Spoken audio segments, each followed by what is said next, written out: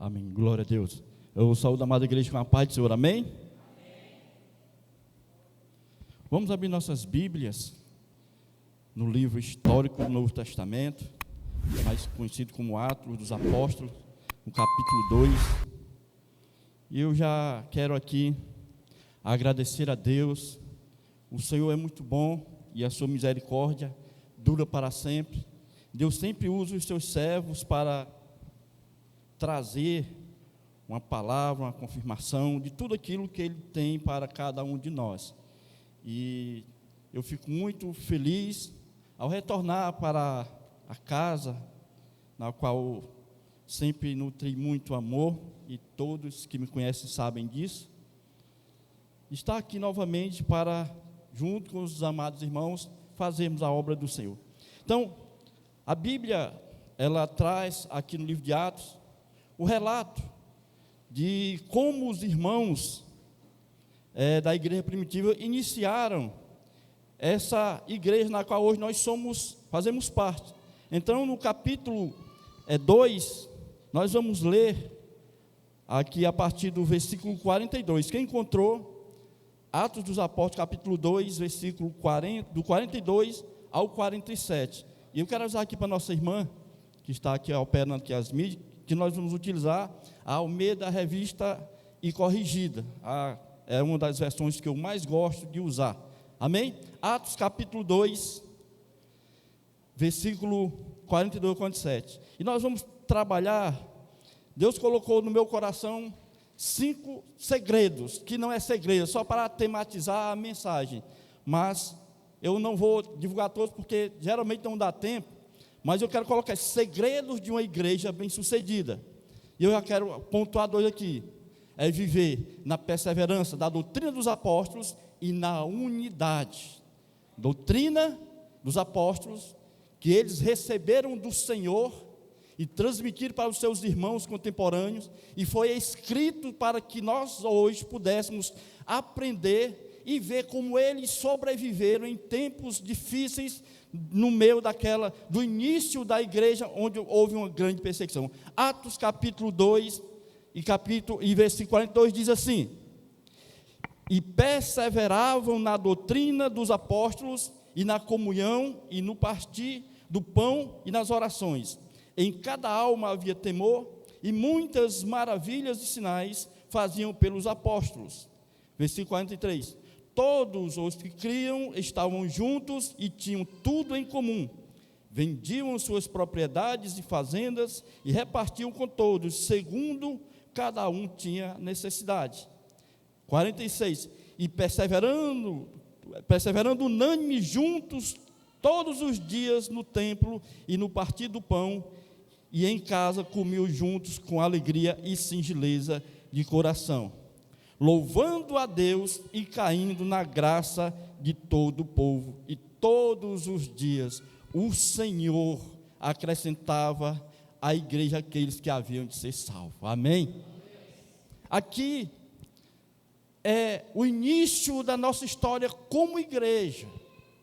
O contexto que antecede esse evento, no capítulo 1 de Atos dos Apóstolos, Jesus chama, após a sua ressurreição, chama os discípulos e sobe ao monte para dar as últimas instruções antes de ser assunto aos céus.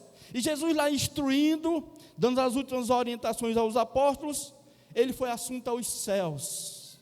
E aqui traz para nós, dentro desse texto, uma rica e maravilhosa esperança. Eles estavam recebendo as orientações do Senhor, e o Senhor foi sendo elevado aos céus, e eles acompanhando com os olhos,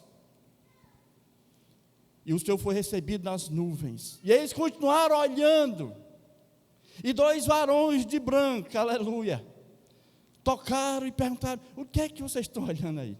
Esse mesmo Jesus que vocês viram subir, há de voltar, há de retornar, para buscar vocês. E o Senhor tinha dado uma orientação para eles: não se ausentem de Jerusalém, Porque o Senhor, Ele fez promessas durante todo o seu ministério, e nas últimas instruções, não se ausente de Jerusalém, até que o Espírito Santo venha, não muitos após esses dias, aleluia. E eles, retornando, foram para a casa na qual se reuniam, e ficaram todos reunidos, orando, clamando ao Senhor, esperando, não se ausentaram. E começa no capítulo 2, o movimento.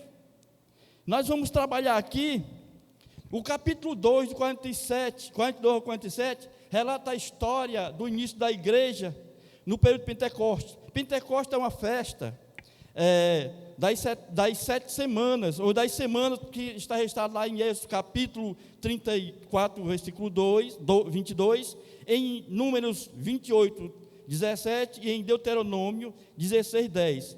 É a segunda das 3 grandes festas da peregrinação em Israel e conclui o ciclo que tem iniciado na Páscoa. É chamado Pentecostes porque acontece no 50º dia após a Páscoa, após as 7 semanas. A festa era de alegria, era uma festa de alegria porque eles estavam reunidos logo após a colheita.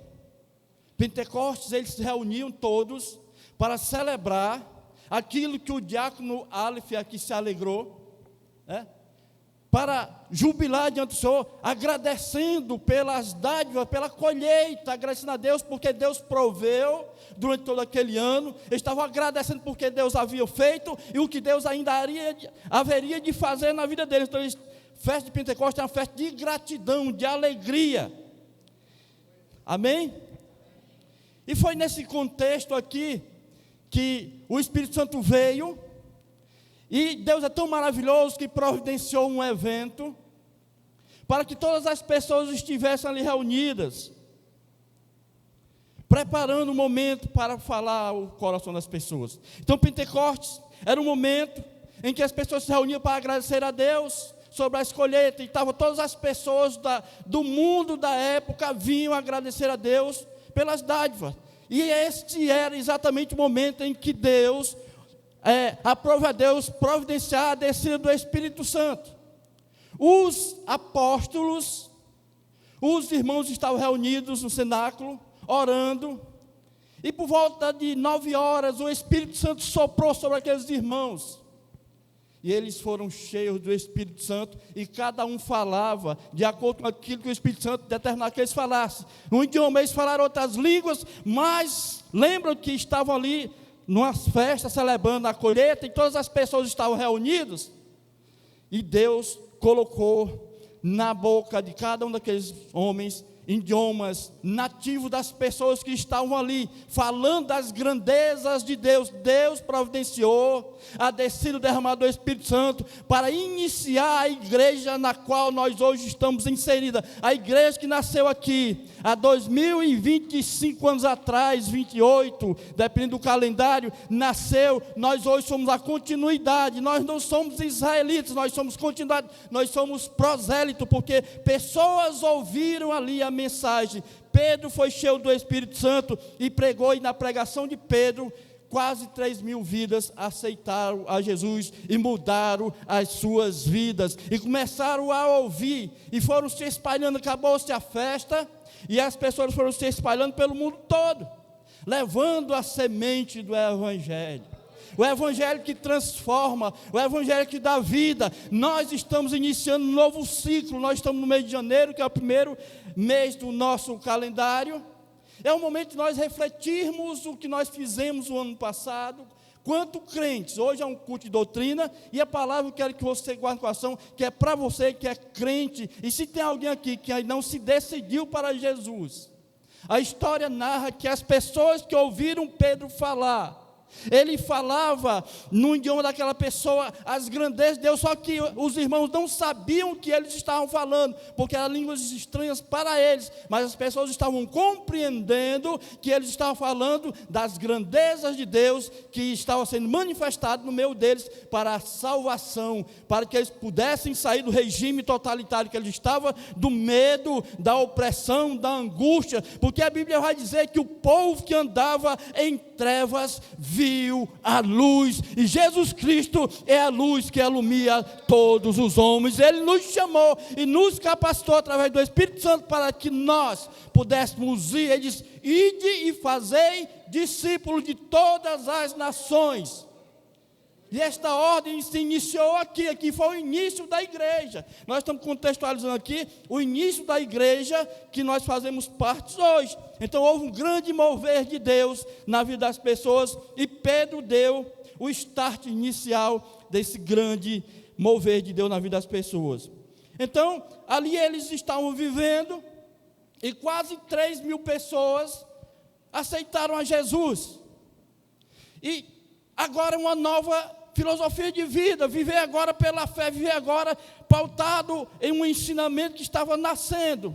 O que fazer com 3.000 pessoas? Eles não tinham igreja estabelecida, tinham sinagogas, que eram pequenas casas de reunião, e tinha um templo, para onde Pedro e João foi na hora nona, já iniciando no capítulo 3. Eles foram, e lá o Senhor usou Pedro e João. Aquele homem estava na entrada da porta chamada Formosa, capítulo 3, versículo 1. Ele estava lá pedindo esmola, esperando que alguém estendesse as mãos para lhe dar algo, para que ele pudesse suprir sua necessidade física, pagar suas contas, pagar o seu IPVA, como o diácono Alves falou, IPVA, licenciamento e outras coisas mais no mês de janeiro. Ele estava ali tentando buscar algo, e os discípulos do Senhor, que não foram chamados para serem ricos, materialmente falando, mas cheios do poder de Deus, disse: olhe para nós, capítulo 3, versículo 1 de Atos, olhe para nós. E aquele homem, aquele aleijado, parou e olhou, esperando receber algo, ouvir uma palavra, receber algo.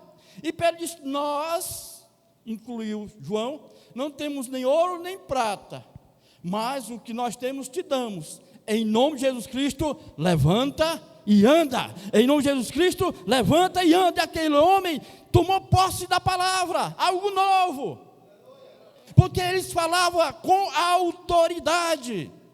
Deus dava àqueles homens autoridade e um poder, para que a igreja, as pessoas pudessem ver que Deus continuava honrando a sua palavra. Eis que eu, diz o Senhor, estou convosco todos os dias. E ensinou para os discípulos: eu fiz algumas obras e vocês farão outras maiores. Aqueles discípulos estavam com o seu HD cheio de informações, direto da fonte primária, Jesus Cristo, o verbo vivo, a palavra se fez carne e habitou entre os homens, e eles estavam ali ouvindo da fonte primária a verdade, o poder, e eles, cheios do Espírito, eles se levanta e anda. E aquele homem se levantou e entrou no templo, glorificando e exaltando o nome do Senhor, e todos foram testemunhos de que Deus fazia algo que nunca havia sido feito ali naquela sociedade, e o nome do Senhor foi se espalhando, e o testemunho que Cristo ressuscitou foi sendo evidenciado naquela sociedade, e houve um grande alvoroço. E o que os irmãos tinham? Vamos para o texto. Diz assim: e perseveravam na doutrina dos apóstolos, na comunhão e no partir do pão. Próximo. E em cada alma havia temor, e muitas maravilhas se faziam pelos apóstolos. Essa maravilha, capítulo 3 de Atos. Próximo, aleluia. Todos os que criam estavam juntos e tinham tudo em comum. A comunhão, a unidade estabelecida no meio da igreja. Próximo, aleluia. Vendiam suas propriedades e fazendas e repartiam com todos, segundo cada um tinha necessidade.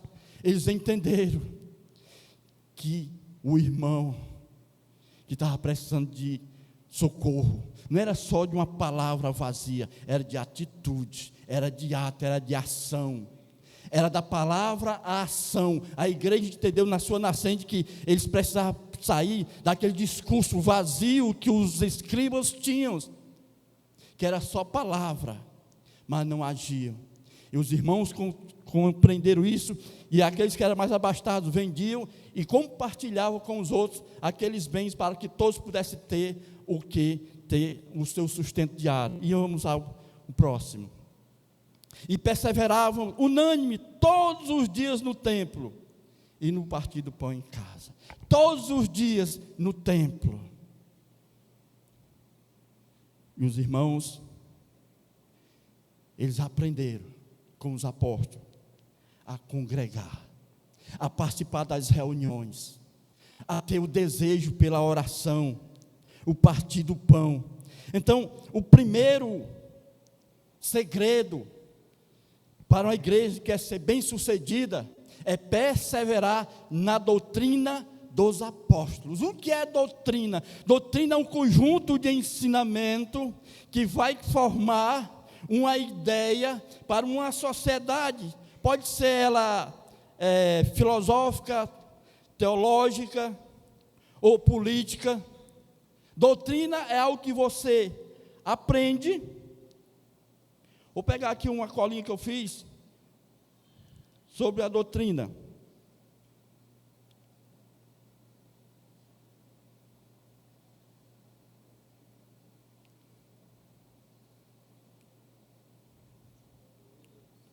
Aleluia.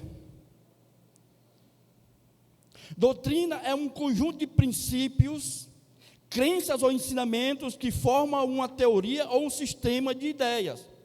Pode ser aplicada em diversas áreas, como a religião, a política, o direito, a filosofia, a economia, sociologia, a ética e a moral. A doutrina apostólica é um conjunto de ensinamento dos apóstolos de Cristo. A doutrina apostólica, a qual nós estamos citando aqui, que é um primeiro ponto a nós analisarmos porque essa igreja que nasceu em um meio conturbado, porque houve uma grande perseguição. Esses irmãos, voltando aqui um pouquinho, vou ser anacrônico aqui, quando ele chegou lá na capítulo 3 de Atos, versículo 1, que houve essa cura do coxo, que ele entrou no templo glorificando a Deus, a notícia se espalhou pela cidade e as autoridades ficaram em alvoroço. E eles ficaram pensando, nós temos que parar esses homens. A cidade toda está em alvoroço porque está acontecendo coisas que nunca aconteceu antes. Nós temos que parar esse povo pregando esse Jesus. Porque Jesus para eles era só mais um que aparecia lá divulgando as suas ideias, a sua teologia. Porque muitos outros falsos Messias haviam aparecido, mas Jesus Cristo, ele está mostrando aqui, porque ele morreu, ressuscitou e ficou cerca de 40 dias caminhando entre os irmãos, e foram vistos por todos os apóstolos uma grande multidão. Então eles não tinham como dizer que Jesus não ressuscitou. É prova inequívoca da ressurreição de Jesus, e agora ele estava em alvoroço, e Jesus, além de ressuscitar, tinha dado autoridade aos seus discípulos, eles estavam curando pessoas, e isso estava fazendo com que as autoridades da cidade entrassem em pânico. E então, os homens da lei, os escribas, os fariseus, os doutores da lei, eles começaram a pensar, nós temos que fazer alguma coisa. Então eles endureceram a perseguição, e começou a perseguição prendendo Pedro e João, prendendo os líderes para barrar esse trabalho. Nós temos que parar essas pessoas. E agora com esses líderes presos, já matamos um, mas parece que ressuscitou, vamos prender outros. Prenderam. Só que nós aprendemos aqui, há 2 escudos do outro atrás, Pedro, quando foi preso, o que a igreja fez, que é o segundo segredo do tema, mas já vou antecipar.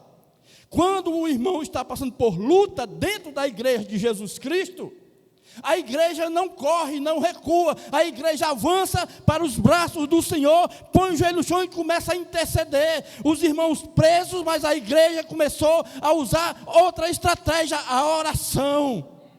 Eles começaram a orar, e Deus começou a trazer um rebuliço, e trouxe a libertação. Então, esses irmãos, eles passaram por momentos de alegria, de êxtase espiritual, vendo milagres e maravilhas. Eles viviam todos os dias de casa em casa, no templo em oração, comungando.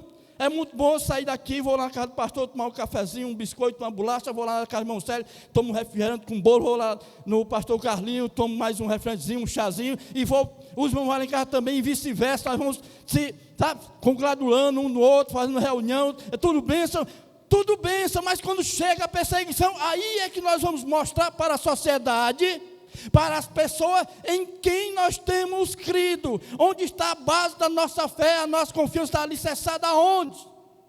E foi aonde começou. E agora, o que é que os irmãos vão fazer? Os irmãos continuaram firmes, aleluia. Lucas, ele diz que os irmãos, eles perseveravam na doutrina dos apóstolos, no ensinamento. E aqui eu quero trazer para os irmãos uma informação que não é novidade para alguns, mas para outros sim, sobre a questão do ensinamento dos apóstolos, da doutrina.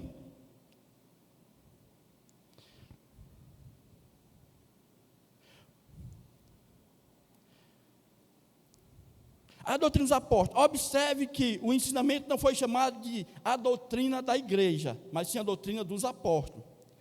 A igreja romana, católica, ensina que a igreja é que produz as escrituras. As escrituras só existem porque a igreja as fez. Tem alguns aí, até sacerdotes conhecidos, que tem vídeos e vídeos, e pessoas ficam lá presas, e colocam a Bíblia, a inerrante palavra de Deus, como algo secundário, algo que é até importante, mas não é vital. Porque dentro do credo deles, a igreja católica ensina que é a igreja que a Bíblia faz, foi a igreja que criou, a igreja que modulou a Bíblia. Então a Bíblia não é a autoridade máxima da igreja, mas os pais da igreja, os papas, eles têm a mesma autoridade que a palavra de Deus, ou outras mais pesadas que a própria palavra de Deus. Quando eles determinam, eles decretam, vira lei para eles. Ali é sagrado. E muitas coisas que tem na palavra de Deus, eles não aceitam, porque confronta os seus dogmas, os seus ensinamentos, a sua doutrina.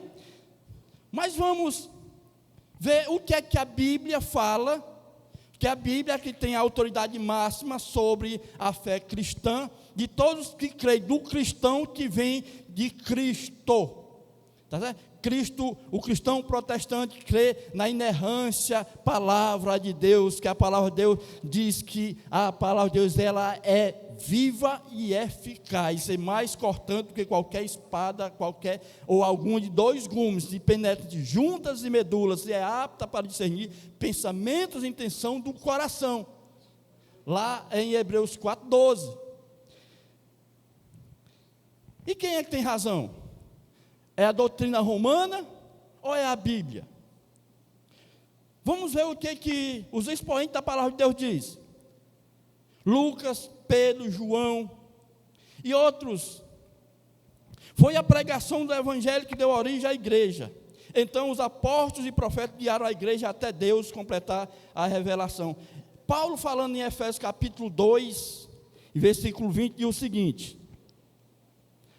Efésios capítulo 2, versículo 20.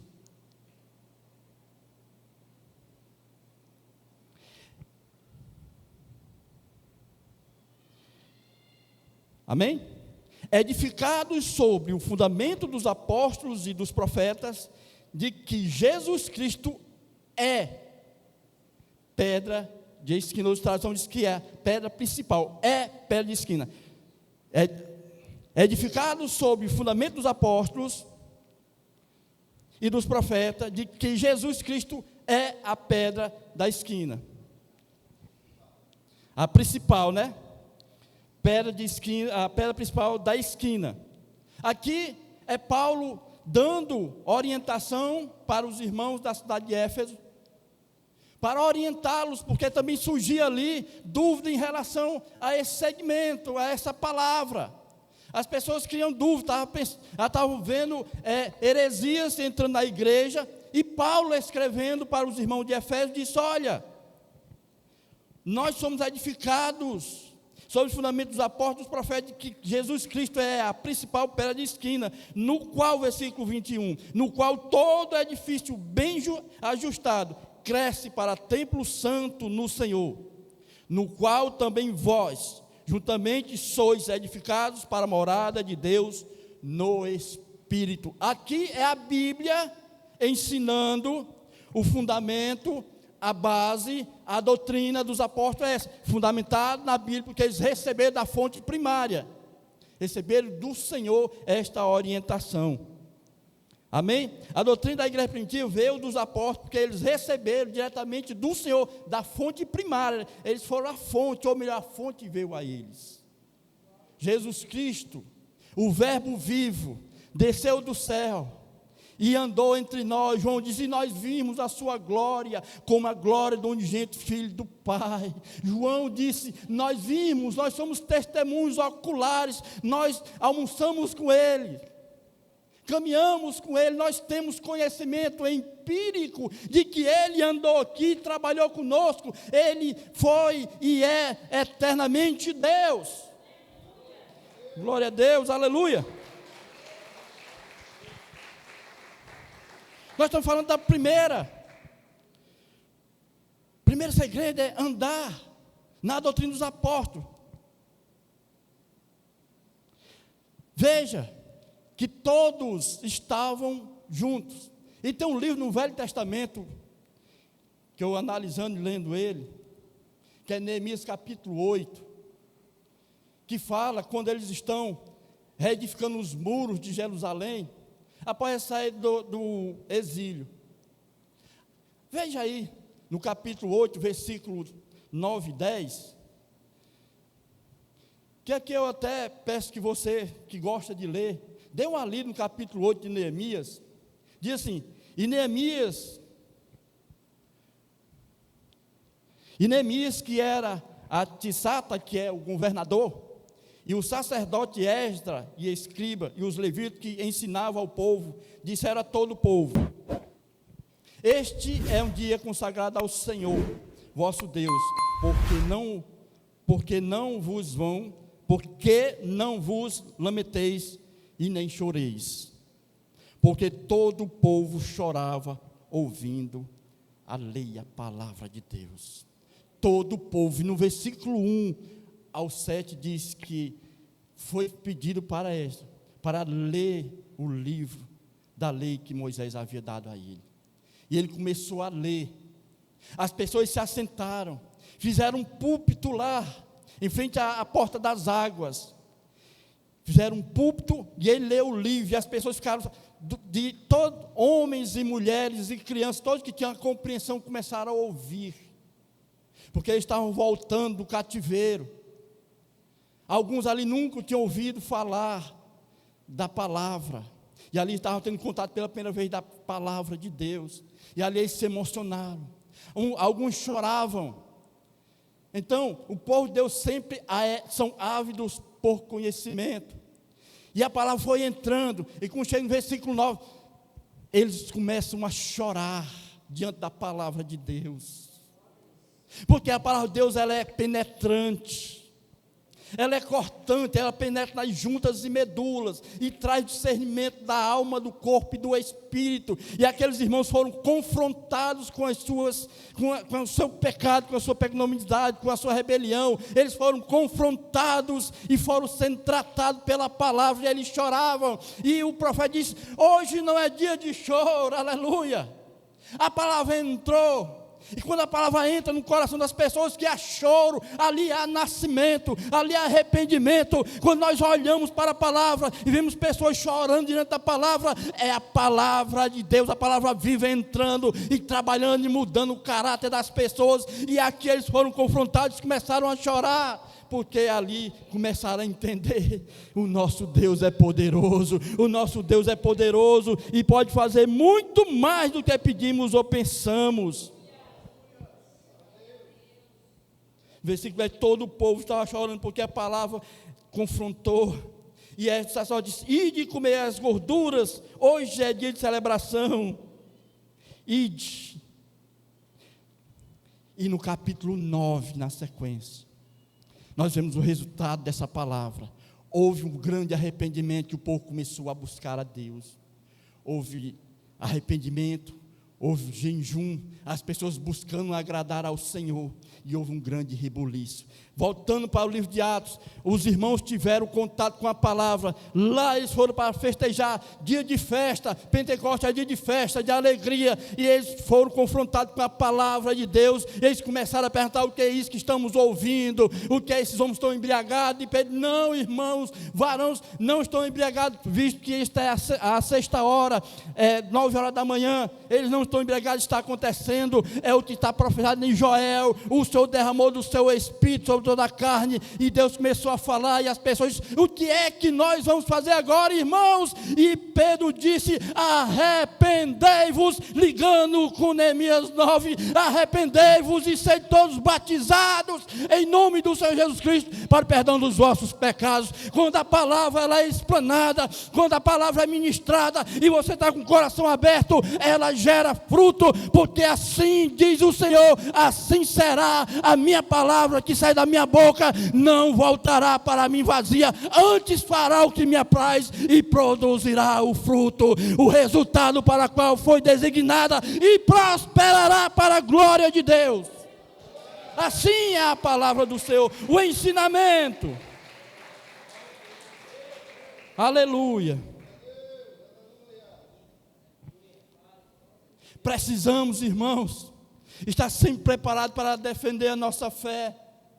Nos dias atuais, a internet trouxe janelas e portas e portões de muito conhecimento, e muitos deles deturpados, que trazem dúvida e gera dúvida no coração das pessoas. E pessoas que não são fincadas na palavra de Deus, pessoas que não choraram no novo nascimento, pessoas que estão passeando, são turistas dentro das igrejas, não se firmam porque não estão doutrinados na doutrina dos apóstolos, onde as igrejas verdadeiras ensinam. O ensinamento, como foi dito aqui pelo diácono Alf, não vem aqui fazer barganha com Deus. Esse ministério é um ministério sério, que prega a palavra viva, sem mistura, sem acrescentar nada. Nós cremos na contemporaneidade dos dons espirituais, nós somos continuistas, nós cremos que Deus continua derramando do seu poder, da sua graça, do seu favor na vida das pessoas, mas nós precisamos fazer a nossa parte. As pessoas ouviram, creram, se arrependeram, e Deus derramou do seu poder, da sua unção e do Espírito Santo sobre a vida deles. É assim que a igreja caminha. Em 1 Pedro 3,15 diz: antes santificai a Cristo como Senhor em vosso coração, e estáis preparados, sempre preparados para responder com mansidão e com temor aqueles que vos pedir razão da esperança que há em vós. Nós só podemos apresentar a esperança que há em nós com o conhecimento. Doutrina é ensinamento. Há a doutrina para a correção, há a doutrina para o reparo, para o conserto, e a doutrina para a edificação, a construção. A base, nós lançamos aqui a palavra.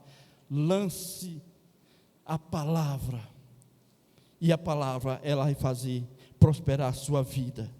Antes santificai a Cristo como Senhor em vosso coração, estáis sempre preparados para responder com mansidão e temor, aleluia, a qualquer que vos pedir razão da esperança que há em vós. E Colossenses 1:27, a parte B diz: aos quais Deus quis fazer conhecer quais são as riquezas da glória desse mistério entre os gentios. Que mistério é esse? É Cristo em vós, a esperança da glória. Cristo em vós, a esperança da glória. Essa é a nossa esperança, Cristo em nós. O Espírito Santo agindo no meu caráter, no seu, no nosso, transformando. Paulo em Romanos diz: não vos conformeis, Romanos 12, não vos conformeis com este mundo, com este século, mas transformai-vos pela renovação do vosso entendimento, para que possais receber para renovar nossa mente, para entendermos que o Senhor é bom. Deus é um Deus maravilhoso, um Deus justo. Quando nós buscamos por justiça, nós temos que ter algo no nosso coração. Eu tenho razão na petição. Deus não é um Deus injusto, irmãos. Deus é um Deus de justiça. Então, vamos refletir. Quando nós colocarmos diante do Senhor alguma coisa, precisamos fazer uma reflexão ou introspecção. Espírito Santo, me ajuda-me. Eu tenho razão nessa situação em falar ao Espírito Santo e deixa o Espírito Santo falar contigo. Eis a razão de muitas vezes colocarmos diante de Deus algumas petições e não receber positivamente o feedback de Deus. Que às vezes nós colocamos diante de Deus algo que não é justo, e Deus, Ele não muda, Ele é imutável, Ele é um Deus justo, e Ele não compactua com a mentira, não. Se você tiver razão, Deus é o Deus da justiça, e Ele vai te responder favoravelmente, na justiça de Deus. Se você tem razão, Deus vai dizer: eu estou contigo, filho. Ainda que andares pelo vale da sombra e da morte, o Deus da justiça, Ele vai entrar contigo. Lembre-se de Daniel. Daniel foi lançado na fornalha. Ele estava em pecado, estava em rebelião? Não. O que aconteceu com ele? Ele saiu ileso. Cedraque, Mesaque, Abednego foram lançados na fornalha injustamente. O que aconteceu com eles? Saíram ilesos, porque eles eram pessoas fiéis a Deus e andavam em justiça. E os guardas que os lançaram lá, se aproximaram da fornalha, o que aconteceu com eles? Eles foram fulminados, porque eles estavam cumprindo ordens injustas e foram fulminados, porque o erro, ele é destruído pela verdade. Então, Cristo em nós é a esperança da glória. Precisamos viver, irmãos, pautado no conhecimento. Tem mais. Jesus diz: errais. É um erro não conhecer as Escrituras e nem o poder de Deus. É um erro não conhecer. Então busque o conhecimento, como foi lido aqui na introdução, no Salmo 119. Precisamos conhecer o Senhor. Nós só amamos quem nós conhecemos.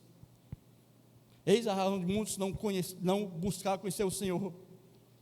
Conhece o Senhor superficialmente, não se aprofunda no conhecimento. Então, doutrina dos apóstolos é conhecer o Senhor. Conheçamos e prossigamos. É um processo contínuo. Devemos continuar todos os dias uma porção do conhecimento do Senhor. Dia após dia, Cristo em nós, a esperança da glória. Jesus: errais não conhecendo as Escrituras, nem o poder de Deus. E Daniel 11:32, esse versículo eu sempre cito. Mas o povo que conhece o seu Deus, e essa parte que manda, se esforçará. Daniel 11:32, a parte B do versículo.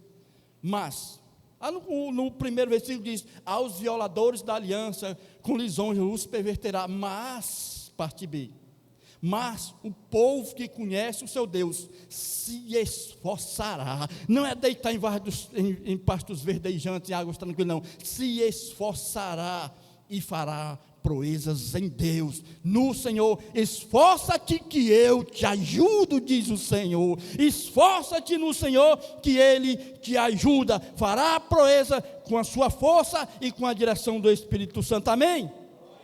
Esse é o primeiro ponto. Devemos conhecer a doutrina, segui-la, amá-la, praticá-la. Devemos praticar a palavra. E o segundo segredo é não ser um ouvinte somente, mas praticante. Aqui está o cerne. Vocês estão ouvindo. Agora, passou aquelas portas ali. É uma coisa que eu tenho certeza aqui, é que todos nós somos bem doutrinados, bem ensinados. Conheço o pastor. Conheço todos os líderes aqui. Alguns aqui não me conhecem, mas nós nascemos aqui com esse ministério. Dei uma passadinha para adquirir mais uma experiência lá fora. 2 anos e alguns meses, eu acho. Foi bom. Mas meu coração sempre esteve aqui, Deus sabe disso. Conheço. caminhamos juntos, lutamos juntos, comemos mais de 1 quilo de sal juntos, muito mais de 1 quilo. Então, nós precisamos conhecer, irmãos, raízes. Precisamos criar raízes. Então, o segundo segredo é ouvir. Eles ouviram, eles estavam todos os dias, voltando para o texto, eles estavam todos os dias no templo, reunidos, no partir do pão, na comunhão, nas orações, eles estavam todos os dias ali, ouvindo, permaneceram aprendendo, mas eles saíram, lembra que Pedro foi, João foram, eles se espalharam, e essa igreja que nasceu ali, em pouco tempo eles tomaram toda a Ásia, porque eles ouviram e colocaram em prática. Os primeiros cristãos desejavam aprender, porque queriam andar do lado do Senhor. Lucas, que foi quem escreveu Atos, ele fala sobre vidas transformadas. Pessoas que receberam essa palavra, a doutrina. O meu amigo que está me atrapalhando, mas que está ajudando.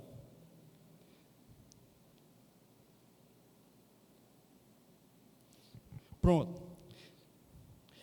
Ele narra aqui, os tessalonicenses, eles suportaram perseguições. Por que eles suportaram? Eles estavam firmados na doutrina dos apóstolos. Nós só conseguimos passar pelas aprovações com convicção no nosso coração. Quem não tem convicção, quem não tem conhecimento, desiste. Porque não tem fé, não tem esperança, não sabe aonde isso vai chegar. Me guie com quem tu andas, que eu direi quem tu serás. Falo sempre isso. Com quem você tem compartilhado suas ideias? Qual o seu tempo devocional com o Senhor, com a palavra? Quantos versículos você tem decorado na sua mente? Você tem lido e estudado o versículo. Uma coisa é você ler a Bíblia, outra coisa é você estudar a palavra de Deus. No Salmo 1, diz assim: bem-aventurado é o varão. Salmo 1.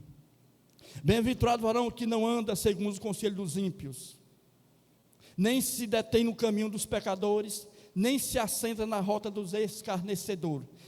Quem é que é bem-aventurado? Quem não anda no caminho dos ímpios. Não se assentar é tomar conselho. Você pode até falar, não podemos ser isolar das pessoas. Sentar à mesa é você... Vamos tomar um cafezinho lá em casa? Ou você vai sentar na mesa, como eu faço lá no pastor Flávio, pastor Carlinhos. Quem quiser convidar, pode falar com a gente, café conosco mesmo. Se assenta para trocar ideias, planos, estratégias, sonhos. Se assentar é quando eu tenho algo em comum para compartilhar. Não ande, não se assente, não tome conselho com os ímpios. Que é ímpio? Ímpio, ele vive na prática do pecado, demasiadamente na prática do pecado. Pecador todos nós somos, mas andar na prática demasiado do pecado. As pessoas que ficam curtindo aí atos pecaminosos, pessoas que vivem na prática deliberada do pecado. Isso é você tomar conselho. Quando você compartilha, quando você dá um joinha, você está dizendo: legal, eu concordo, eu só não faço isso porque sou covarde. Mas quando você diz: negado, eu ando com o Espírito Santo da verdade, da justiça, Ele me guiará a pastos verdejantes e as águas tranquilas, aleluia. Então, eu não me assento, não me detenho no caminho dos pecadores, antes eu tenho o meu prazer na lei do Senhor, e na lei do Senhor eu medito dia e noite. Na lei do Senhor, a palavra de Deus, eu medito. Veja, eu falei, não é só ler, meditar, estudar, dissertar, ver o que significa, onde isso se aplica, onde eu me encaixo nesse texto, como eu faço para ser parecido com essa pessoa. O salmista está falando isso, mas ele está falando dele mesmo, é de Jesus, é de alguém depois, é de um antepassado. Isso é uma parábola, isso é uma metáfora, isso é literal. Isso, o que isso quer dizer é estudar a palavra, é você mergulhar no mundo espiritual e ter a vida transformada pelo Espírito Santo. É saber a quem você serve. Você não vai ser embaraçado nem enganado por pessoas que chegam lá na internet dizendo: você não precisa ir para a igreja porque você é a igreja. Quantas igrejas nós temos aqui? Tem um monte de igreja dentro da igreja aqui, né? Eu não sou igreja. Você também não é igreja. Nós somos membros uns dos outros, que fazemos parte da igreja universal em todo o mundo. Nós somos parte de uma igreja local, que compõe a igreja universal, que se espalha por todos os mundos. Somos membros. Se eu fosse igreja, eu não precisava de mais ninguém. Eu sou membro. Eu não sei se sou eu não sei se eu sou pé, eu não sei se sou mão, eu não sei. Eu sei que eu sou um membro do corpo de Cristo. E sendo membro, eu preciso estar ativo, senão fico entrofiado. O pastor me apresentou dizendo: as armas têm que ser amoladas para não enferrujar. O membro tem que se movimentar para não entrofiar. Movimente seu cérebro. Busque o Senhor enquanto pode achar. E volte quando Ele está perto. Aleluia. Seja ouvinte.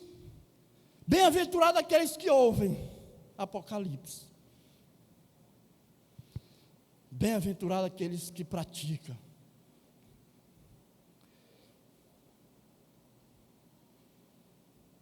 Tiago, capítulo 1, versículo 22 e 23 diz o seguinte, vamos lá, Tiago 1, 22 e 23.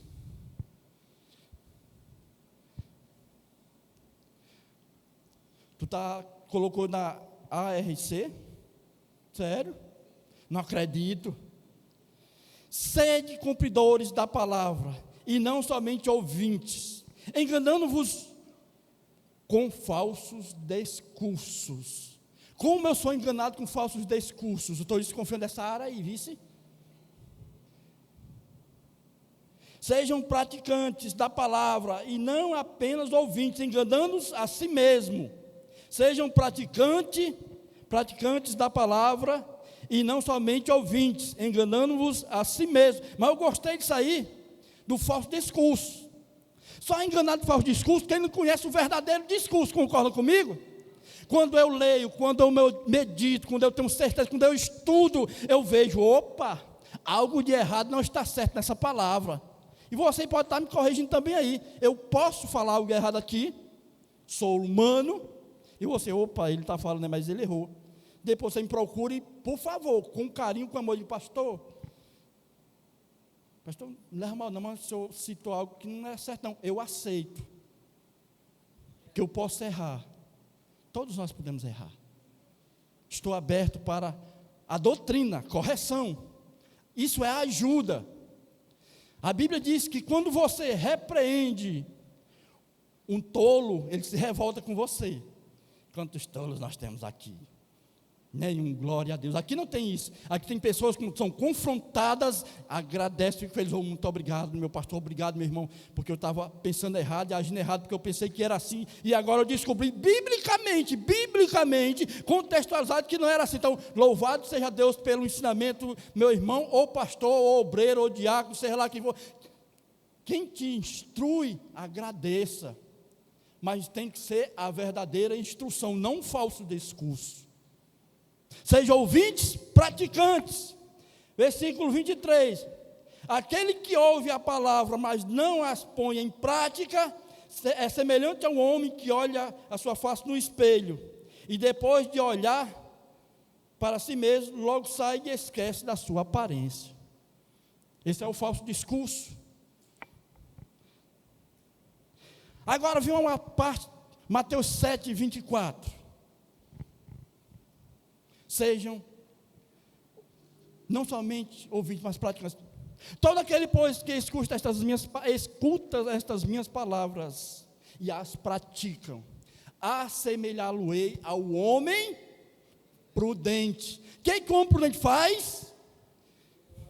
Edifica a casa sobre a rocha. O que rocha representa? Nós temos aqui uma palavra abençoada que falou sobre rocha recentemente. Rocha é um lugar de sustento, de força, de destaque, indestrutível. A rocha é Jesus Cristo. Quando nós construímos a nossa casa espiritual na pessoa de Jesus Cristo, vem o quê? Continua, aleluia. Descem as chuvas, está chovendo, correm os rios, assopram os ventos e combatem aquela casa que não cai. Por que ela não cai? Porque está sobre a rocha mais alta, mais elevada, mais poderosa do que nós. A rocha é Jesus Cristo.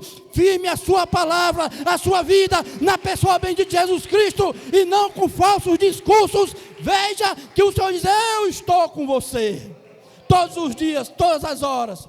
Agora o contraponto. Quem gosta de falso discurso, continue. No próximo, lembrei do hotel agora, próximo. Aquele que ouve estas minhas palavras e não as cumpre, ou não as praticam, assemelhá-lo-ei. Essa tradução está me quebrando, não é esta. Compará-lo-ei ao homem insensato que edificou sua casa sobre a areia. E desceu a chuva e correram os rios. Sopraram os ventos e combateram aquela casa. Sobre a areia, a mesma chuva que desceu na casa feita sobre a rocha. Mesma chuva. É a mesma, não é outra chuva.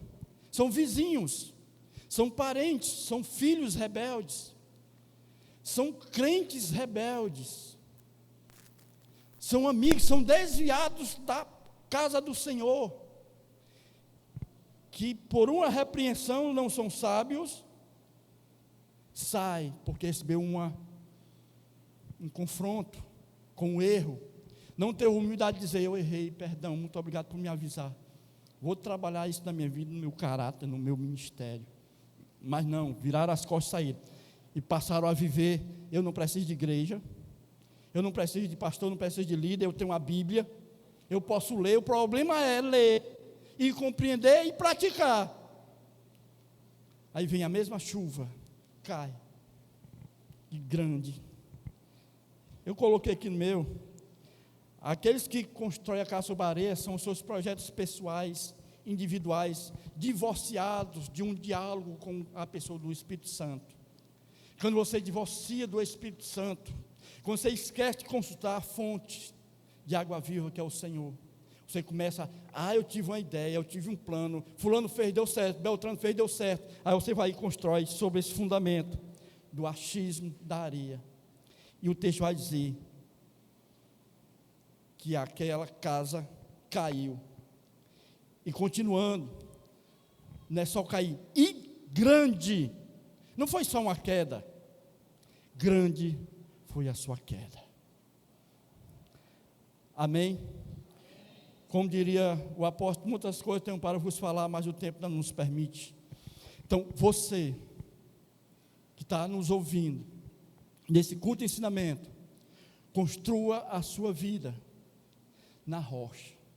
Pegue essa palavra, aplique na sua vida.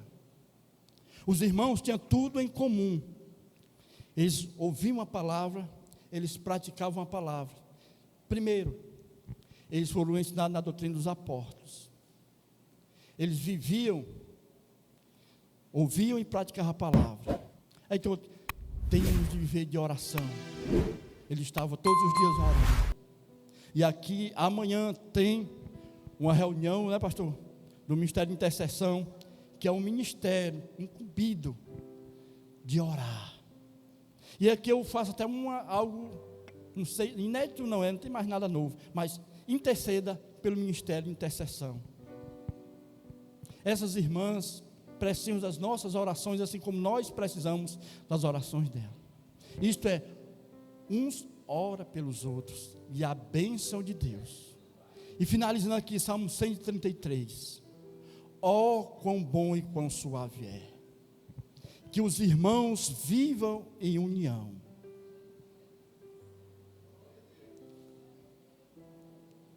É como óleo precioso sobre a cabeça, que desce sobre a barba de Arão, e que desce a orla das suas vestes. Como o orvalho do Monte Hermon, que desce sobre os montes de Sião, porque ali o Senhor ordena a bênção e a vida eterna, a vida para sempre. Que Deus os abençoe em nome de Jesus. Pai querido, Pai amado.